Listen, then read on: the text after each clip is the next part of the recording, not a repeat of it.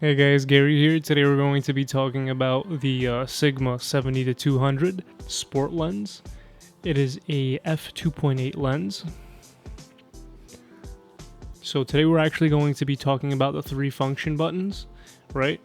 This specific model, we're actually going to be talking about the Nikon model of this lens.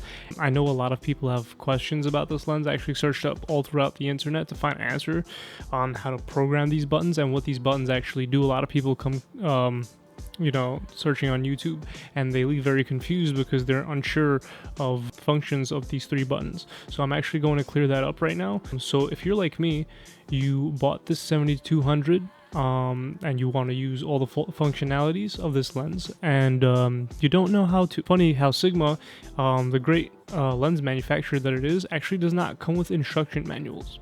So I did a little bit of research online, and I actually found out that the 3 function keys, which are located at the top, at the left, and on the bottom of the lens, are actually custom functioned to stop focus. So if you're focused on a subject and you want to hold that focus, you actually press one of those 3, and that's the default function for that lens.